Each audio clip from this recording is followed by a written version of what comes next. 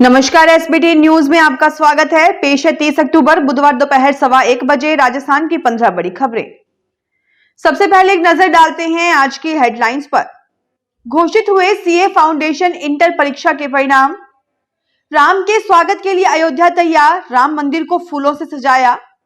राजस्थान में रोडवेज कर्मियों के लिए दीपावली बोनस की घोषणा।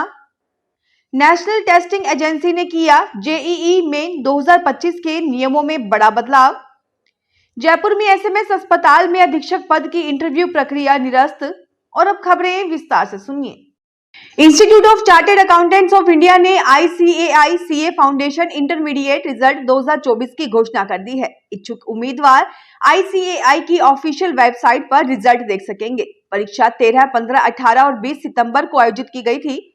सीए इंटर ग्रुप 1 परीक्षा 12, 14 और 14 सितंबर को आयोजित की गई थी। सीए इंटर परीक्षा ग्रुप 2 19, 21 और 23 सितंबर को आयोजित की गई थी। भगवान राम के स्वागत के लिए अयोध्या सज धज कर तैयार हो गई है। सड़कों पर जगह जगह झांकियां हैं, कलाकार नृत्य कर रहे हैं। रामलला की प्राण प्रतिष्ठा के बाद यह पहला दीपोत्सव है। आयोजन को खास बनाने के लिए खुद सीएम योगी अयोध्या में रहेंगे। देश भर से भक्त अपने भगवान का स्वागत करने के लिए अयोध्या पहुंच चुके हैं। राम मंदिर में खास रंगोली बनाई गई है, जिसमें रंग नहीं बल्कि फूलों का इस्तेमाल हुआ है। तोरण द्वार बने हैं। भव्य आयोजन के 8वीं बार गवाह बनने के लिए सीएम योगी 30 अक्टूबर की दोपहर 2:20 पर रामकथा पार्क में पहुंचेंगे।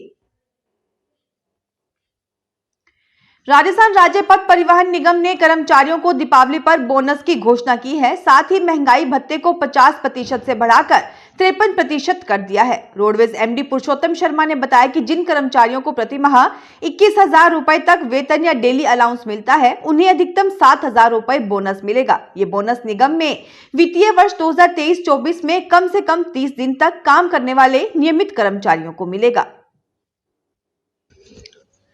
नेशनल टेस्टिंग एजेंसी ने जेईई मेन 2025 में लागू होने वाले टाई ब्रेकर के नियमों में एक बड़ा बदलाव किया है। टाई ब्रेकर में से उम्र व एप्लीकेशन नंबर का प्रावधान हटा दिया है। अब तक जिस छात्र की उम्र ज्यादा होती थी या फिर जिसने पहले जेईई मेन का फॉर्म भरा है, उसे अंकों में टाई होने पर ऑल इंडिया मेरिट में वरीयता दी जाती है। अब दोनों नियम हटाकर सिर्फ अंकों के आधार पर ही टाई ब्रेकर का समाधान होगा, यानी टॉपर्स के बीच टाई की अधिक स्थितियां बन जाएंगी। जयपुर के एसएमएस मेडिकल कॉलेज से अटैच हॉस्पिटलों में अधीक्षक पद पर 3-4 माह पहले हुए इंटरव्यू की तमाम प्रक्रिया को निरस्त कर दिया गया है। सरकार अब इन हॉस्पिटलों के साथ प्रदेश के दूसरे शहरों के सरकारी हॉस्पिटल में अधीक्षक पद पर इंटरव्यू के लिए नए सिरे से आवेदन मांगेगी। अधीक्षक बनाने के लिए मई-जून में जो इंटरव्यू हुए थे, उसका रिजल्ट आना था, लेकिन सरकार ने अब उस प्रक्रिया को खत्म करके नए सिरे से आवेदन लेकर इंटरव्यू लेने का फैसला किया है। इसके अलावा अजमेर, जोधपुर, उदयपुर, कोटा, बीकानेर समेत दूसरे बड़े शहरों के हॉस्पिटलों में भी अधीक्षक पद के लिए आवेदन मांगे जाएंगे।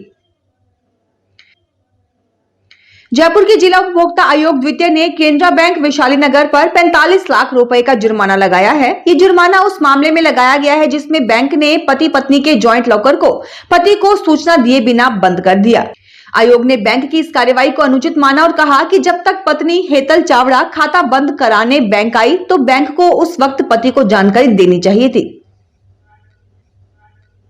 जयपुर में बीती रात को करणी सेना महिला विंग की राष्ट्रीय अध्यक्ष कीर्ति राठौड़ की कार पर बदमाशों ने हमला कर दिया। कीर्ति राठौड़ ने बताया कि वह सोमवार को परिवार के साथ अशोक क्लब से दीपावली की आतिशबाजी देखकर घर लौट रही थी। तभी घर के बाहर आए कार सवार बदमाशों ने उनकी गाड़ी पर हमला कर दिया।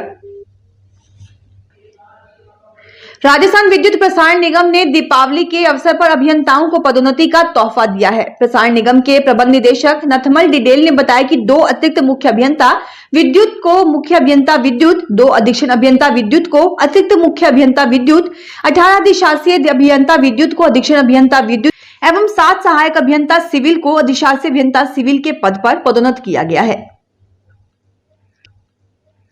केंद्रीय विधि एवं कानून मंत्री अर्जुन राम मेघवाल ने बीकानेर के नाल स्थित एयरफोर्स स्टेशन में जवानों के साथ दीपावली का त्योहार मनाया। इस दौरान मेघवाल ने जवानों से बातचीत की और सभी को मिठाई खिलाकर दीपावली की बधाई दी।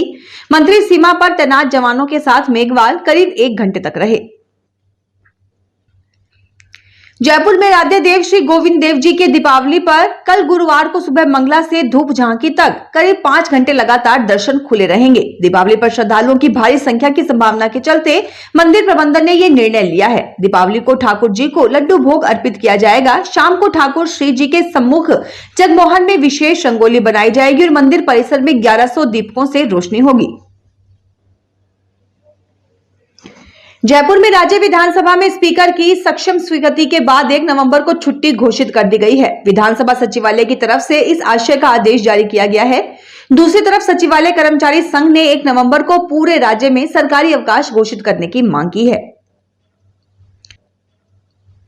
जैसलमेर के सम गांव में बीती रात एक रिसोर्ट में अचानक आग लग जाने से 3 लग्जरी टेंट जलकर खाक हो गए। सम गांव में फायर ब्रिगेड की व्यवस्था नहीं होने से ग्रामीणों ने अपने स्तर पर पानी और मिट्टी डालकर आग बुझाने के प्रयास किए। इस दौरान सम थाना पुलिस भी मौके पर पहुंची।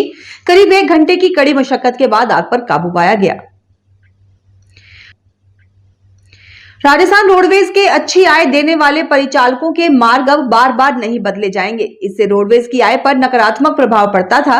राजस्थान रोडवेज की एमडी ने इस आशय का आदेश जारी किया है। उन्होंने आदेश में कहा कि जिन परिचालकों से 40 रुपए प्रति किलोमीटर आय मिल रही है, उनका मार्ग परिवर्तित करने की बजाय उन्हें उसी मार्ग पर स्थायी रूप से चलाया जाए। राजस्थान में 7 सीटों पर उपचुनाव में नामांकन दाखिल होने के बाद आज नामांकन वापसी की प्रक्रिया भी पूरी हो जाएगी, लेकिन चुनाव प्रचार दिवाली के बाद ही जोर पकड़ेगा। कांग्रेस में पूर्व डिप्टी सीएम सचिन पायलट, पूर्व विधानसभा अध्यक्ष सीपी जोशी, प्रदेश प्रभारी सुखजिंदर सिंह रंधावा सहित अन्य कुछ प्रदेश कांग्रेस के बड़े नेता उपचुनाव वाली सीटों पर प्रचार के लिए नहीं पहुंचे हैं। बताया जा रहा है कि कांग्रेस अपने नेताओं के दौरे तय कर रही है। वहीं भाजपा में भी पूर्व CM Vasundhara Raje, deputy CM दिया कुमारी, प्रदेश प्रभारी राधा मोहन दास अग्रवाल का चुनाव वाली सीटों पर जाना बाकी है।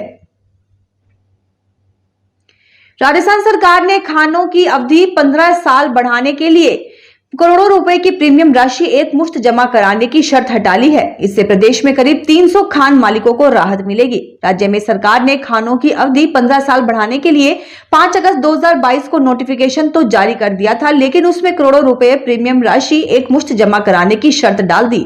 इससे प्रदेश में 300 खाने बंद होने का खतरा मंडराने लगा था। नए आदेश से खान मालिकों को राहत मिली है। फिलहाल इस बुलेटिन में इतना ही। फिर हाजिर होंगे और बड़ी खबरों के साथ।